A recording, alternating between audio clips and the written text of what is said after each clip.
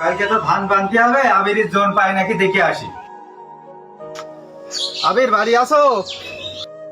আরে চাচা নাকি গরিবের বাড়ি কি মনে করে কও?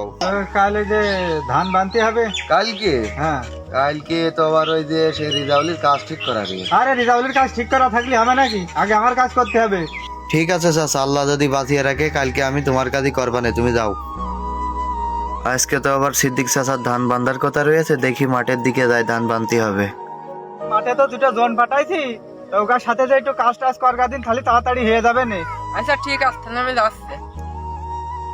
চাচা ধান তাড়াতাড়ি বান্ধো, বেলা থাকতে থাকতে ওই সিদ্দিক কিন্তু খুব খারাপ, তাড়াতাড়ি না বানলেও ঝামেলা করবে না। ভাই আমার আব্বা তাড়াতাড়ি ধান বান্ধি গেল, ভাত আনতে গিয়েছে ওই দিকে। তাড়াতাড়ি বানছি নাকি আর কি মারছি নাকি এখানে? আচ্ছা তাড়াতাড়ি বান্ধো, আমি বান্ধি হাতে। চাচা আজকে খুব গরম পড়ছে গো। ওরে বাসে যে গরম পড়ছে, আর যে লোকের ধান মানতে এসো, এই যে কি কিরপিন, টাকা দিলি দিতে চাই না, আবার যদি একটু বসতি হয় গরমে জানটা বের করে ফেল যায় বাবা। খুব রাগী মানুষ, খুব রাখি, মানে এমন লোকের কাজ বাঁধাইছি, পেটের দায় কাজ করতে এসে মানে গৃহস্থটা শেষ করে ফেল দেবে। লোকজন সব বসে রয়েছে না কি রে, ধান না বাইন্দে? এলারা সব তো বসে রয়েছে। এই ধান না বাইন্দে সব বসে রয়েছিস কা? হ্যাঁ বসে থাকতে আছো, ইয়ার কি বাইতে আছো? ধান না বাইন্দে সব পেটের দায়িত্বে আইছি, কি আর কব চাচা, চলো। চলো যাই। বলি তুই কি করেছিস কি? ধান বানতে যে হাত মা ঠোসা পড়ে, হ্যাঁ তুই বাড়ি চল যা, তোর ধান বানতে হবে না। আচ্ছা যা আব্বা, তাহলে আমি বাড়ি চলে গেলাম। আচ্ছা যা। যে গৃহস্থ খুব খারাপ, তা আজকে তার কাজে না আসলে বুঝতাম না। আজকে প্রমাণ আমরা হারে হারে পেয়ে গিয়েছি। খাতু কুমা দেয়, আর নামাজ কালাম তো পড়তেই যায় না। শোনো, ধান কাটছো যাই করছো, তোমাকে শরীরে আরাম আসে কে ধান কাটবা, ঠিক আছে? অন্য লোকের মতো আমি কাজে চাপ দেবো না, ঠিক আছে? আর আজান দিলে না নামাজ পড়তে ভুলবা না, নামাজ পড়ে না তো কাজে হাত দিবা, ঠিক আছে? আমি চলে গেলাম। একবার একবার সকালে একবার দেখলাম ভাত নিয়ে সময় দেখি যে বসে রয়েছে, আবার এখন দেখছি নামাজ পড়ছে। ইয়ার কি মাতৃ লেগেছে নাকি? সব বাড়ি নামাজ পড়ে কি তার ঠিক নেই, আবার মাঠে এসে জোনে এসে নামাজ পড়তে লেগেছে সব। হ্যাঁ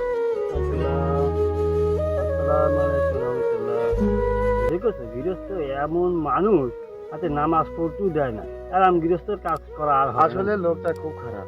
চলো ভাই আমরা চলে যাচ্ছি, চলো। সিদ্দিক কি হয়েছে কি, মানে লোকজনের সাথে বকা বকি করছিস কা?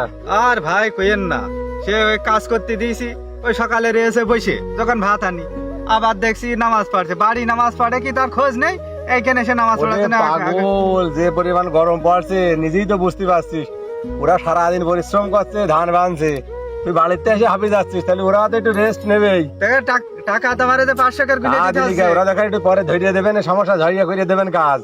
ওরা যে পরিমাণে পরিশ্রম করছে, একটু রেস্ট নেবে, একটু নামাজ কালাম পড়বে। নামাজ কালাম পড়িয়েছে, তাতে কি হয়েছে? নামাজ কালাম পড়লে তো ক্ষতি হয় না। নামাজ পড়ে তো যেটুকু কাজ লস হবে আল্লাহ সেটুকু খুশি দেবে, ভক্তি হয় না, তা তো অবশ্যই বুঝেছিস? জি। আচ্ছা ভাই, আমার তো আর এইভাবে কেউ এর আগে কেউ বুঝায়নি, বুঝেছেন? হ্যাঁ। তা আপনি যেভাবে আমার জ্ঞান অর্জন করে দিলেন, যাক এর পরবর্তীতে আমি আর জনের সাথে কোনো খারাপ ব্যবহার করবো না। তারা নামাজ টামাজ পড়বে, সবকিছুই করবে।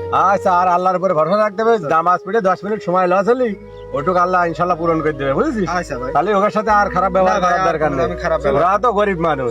আচ্ছা ঠিক আছে। আসসালামু আলাইকুম সুপ্রিয় দর্শক, আমাদের চ্যানেলের নাম হেদায়েতের জগৎ। হেদায়েতের জগতের পক্ষ থেকে আপনাদের সবাইকে জানাই শুভেচ্ছা। আপনারা আমাদের ভিডিওটা সম্পূর্ণ দেখবেন এবং আমাদের লাইক কমেন্ট শেয়ার করবেন, যাতে আমরা এই ধরনের ইসলামিক ভিডিও আপনাদের উপহার দিতে পারি। সেই দিকে লক্ষ্য রাখবেন।